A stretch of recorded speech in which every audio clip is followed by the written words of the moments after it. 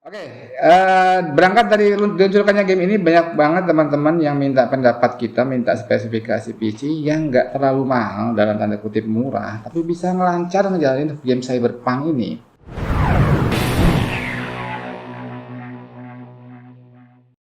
Halo, saya Andi dari Jawara Media dan salam istimewa dari Jogja. Dalam beberapa hari 2020-nya habis, diganti 2021. Nggak kerasa cepet banget, 3 hari lagi udah ganti tahun. Oke, pertama-tama kita akan mengucapkan terima kasih banget buat teman-teman yang sudah support, sudah subscribe ke channel kita Jawara Media, sehingga sampai hari ini kita masih bisa konsisten eksis walaupun kadang-kadang agak lama upload kontennya karena kesibukan kita juga. Tapi by the way terima kasih banget buat teman-teman yang sudah support sehingga kita masih bisa buat konten-konten yang kita harapkan bisa memberikan informasi yang berguna buat teman-teman semua. Oke, terus di akhir 2020 ini kita akan ngebahas apa? Saya ingin ngebahas sebuah game yang menurut saya cukup fenomenal, cukup viral, cukup banyak diomongin oleh teman-teman tentang sebuah game dengan genre game action role playing. Genrenya tuh kayak GTA 5 gitu. Diluncurkan oleh sebuah developer game yang cukup terkenal ya, CD Projekt. Itu juga yang ngebuat The Witcher series yang cukup booming dari beberapa seri yang sudah diluncurkan. Ya, mungkin teman-teman sudah bisa nebak apa gamenya. Cyberpunk 2077, Cyberpunk 2077. They got a lock on us. Engine's been hit. Get us out of here! I'm losing control.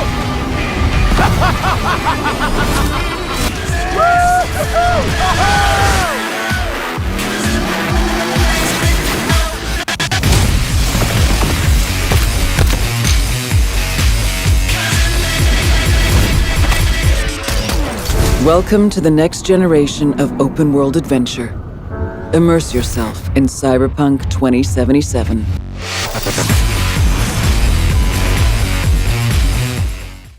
Game ini lumayan banyak banget yang ngobrolin, yang mendiskusikan, dan mungkin teman-teman juga salah satu yang sudah tahu ya tentang game ini.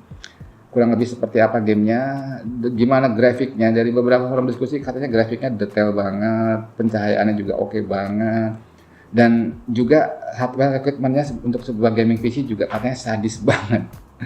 Saya sempat baca reviewnya di beberapa review bahwasannya si 3090 RTX yang ampere seri tertinggi yang mungkin VGA card terkencang buat gaming saat ini ada di market, katanya untuk resolusi 4K rata kanan dengan fitur RTX dihidupin tuh katanya cuma bisa 30 fps aja. Padahal dulu awal peluncurannya dia bilang ini 8K gaming ready, 8K harusnya bisa lancar. Tapi ini di 4K aja udah 30 tipis-tipis gitu katanya. Kebayang nggak sadisnya kayak apa ini game si Cyberpunk ini, kuning gitu kan wallpapernya, mungkin teman-teman udah sering lihat ya. Oke, berangkat dari diluncurkannya game ini banyak banget teman-teman yang minta pendapat kita, minta spesifikasi PC yang nggak terlalu mahal, dalam tanda kutip murah, tapi bisa ngelancar ngejalanin game Cyberpunk ini. Ya, ini emang cukup sulit dijawab karena murah juga relatif, lancar juga relatif. Tapi dari beberapa diskusi memang banyak kan teman-teman punya budget di angka 6 sampai 7 juta. Jadi mintalah kita 6 jutaan tapi dalam tanda kutip bisa lancar main Cyberpunk. Ya, Cyberpunk sendiri kurang lebih besar filenya 60 giga. Kalau resminya dijual di Steam itu tuh 700.000 kurang 1.000, 699.000 ya. Kalau di Epic Game tuh kurang lebih 49 US. Dan dalam beberapa minggu terakhir sudah ada 3-4 patch ya, jadi ada perbaruan terus untuk mengoptimalkan, dan itu juga berimpact pada performance juga. Beberapa patch itu bisa meningkatkan sedikit performa di PC, di platform PC. Memang game ini multi platform, ada Xbox, ada PS, dan ada juga PC. Oke, dari pandangan teman-teman kita akan mencoba, kita sudah rakit sebenarnya di sini sebuah PC dengan harga 6 jutaan aja, dan kita akan coba mainkan Cyberpunk, bisa lancar apa enggak dengan setting-setting yang akan kita setting beberapa skenario nanti. Sebelumnya kita akan bahas dulu spesifikasinya apa sih PC 6 jutaan ini, habis itu coba kita jalanin Cyberpunk di PC ini. Yuk kita bahas dulu spesifikasinya. Oke, 6 jutaan aja budgetnya, apa yang akan kita optimalkan, komponen apa yang akan kita pilih. Di sini sudah ada komponennya, udah dirakit sebenarnya, ini ada kardus-kardusnya doang. Pertama dari prosesor, kita bisa milih apa sih alternatifnya untuk perakitan PC 6 jutaan. Dari hasil kalkulasi kita, terbaiknya yang bisa kita ambil adalah ini, sebuah Intel Core i3 generasi ke-10. Ini adalah dengan seri 10100F. Ini adalah sebuah 4 core 8 thread prosesor, jadi bedanya dengan generasi ke-9 9100F itu bedanya ini di dual thread. Jadi ini 4 core 8 thread, kalau yang 9100 itu cuma 4 core 4 thread. Dengan harga 1,3 sampai 1,4 juta, ini adalah pilihan terbaik menurut saya untuk sebuah gaming PC saat ini, karena 4 core 8 thread sudah lumayan lah, sudah oke, sudah cukup mumpuni saya rasa. Ya, ini adalah yang terbaik saat ini untuk pilihan prosesornya menurut kita. Dan ini generasi 10 dengan soket LGA 1200, jadi mau nggak mau kita juga harus pakai motherboard dengan soket LGA 1200. Dan kita memilih chipset yang paling value, H410 dari merek Gigabyte. Ini soket LGA 1200. Nggak usah banyak dibahas, gitu-gitu aja, nggak ada fitur utama, cuman bisa support Gen 10. Dan untuk RAM-nya kita hanya bisa ambil 8GB kit, jadi 8GB x 2. Ini speednya 2666 karena memang pasangan Core i3 Gen 10 dan H410 ini maksimum speed memorinya hanya di 2666. Even kalau teman-teman punya speed yang lebih tinggi di pasangan ini nggak bisa jalan sesuai dengan XMP-nya, sesuai dengan rating dari pabrikannya. Tetap karena limitasi IMC dan motherboard ini hanya bisa jalan di 2666. Sebenarnya asik, ngangkit Intel ini nggak ribet ya, nggak ribet cari memori, cukup dengan yang biasa-biasa aja udah pasti lancar. Terus yang paling krusial menurut saya VGA card. Memang dengan budget yang kita limitasi nggak sampai 7 juta, tidak banyak alternatif VGA card yang bisa kita pilih. Ada dua kandidat yang menurut saya cukup oke. Yang pertama ini GTX 1650 non super ya. Kalau super kayaknya udah over budget dari 7 juta. Tapi ini yang versi DDR6, jadi secara umum performanya sedikit lebih baik dibandingkan DDR5 version. Dan harganya relatif cukup murah, sekitar 2,3 juta harusnya di market. Terus satu lagi sebenarnya kandidatnya dari AMD Radeon RX 570. Kurang lebih harganya sama, tapi menurut saya karena game ini kayaknya support banget sama Nvidia, dari awal logonya juga Nvidia, kita akan memilih yang versi Nvidia aja karena memang mungkin secara driver lebih kompatibel atau lebih optimal nantinya, diharapkan seperti itu. Terus storage kita pakai Adata 240GB SATA dan power supply-nya kita menggunakan Aerocool Lux 550 Bronze, Activus Bronze. Dan semua ini sudah kita rakit di samping kita ini, kelihatan dibalut dengan sebuah casing yang menurut saya cukup value dan oke dari Aerocool juga, judulnya serinya Aerocool Bolt. Ada RGB-nya, kesan karbonnya juga ada di bagian depan, dan power supply juga kita pilih yang RGB, kelihatan nggak? Jadi nyala juga sebelah sini. Oke lah, tongkrongannya nggak malu-maluin amat, keren juga untuk PC sebuah seharga 6 jutaan. Oke, dengan spesifikasi ini kita mengharapkan kita mengharapkan bisa menjalankan Cyberpunk 2077 dengan lancar. Terus kira-kira settingnya gimana, Min? Yang jelas Full HD itu wajib menurut kita ya, Full HD wajib, settingnya mungkin antara low sampai medium. Dari beberapa rumor, low-nya aja udah oke katanya dengan detail grafik di Cyberpunk ini, engine-nya sudah oke banget. Tapi kan kita lihat aja, lancarnya segimana? Ya kalau kita ngomong 100 fps ke atas juga nggak memungkinkan ya, kita harus realistis ya. Jadi memang lancar apa nggak lancar juga cukup relatif. Cuman dari budget dan dari beberapa diskusi mungkin di angka 40 sampai 50-an itu sudah kita kategorikan lancar untuk game sekelas Cyberpunk dengan hardware yang kita limitasi dengan harga di bawah 7 juta. Gak usah lama-lama, kita lihat aja seperti apa. Kita akan jalankan Cyberpunk di PC 6 jutaan ini. Yuk kita coba.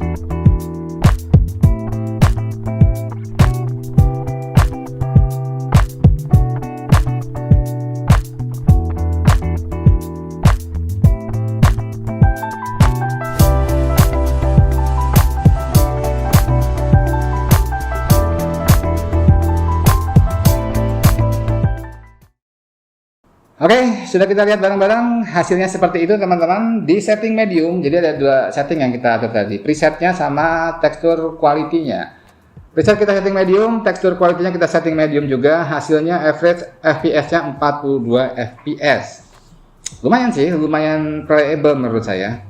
Terus yang kedua kita ganti presetnya di low, tapi tetap tekstur quality-nya kita setting medium, itu naik 10 FPS, rata-rata jadi 52 FPS.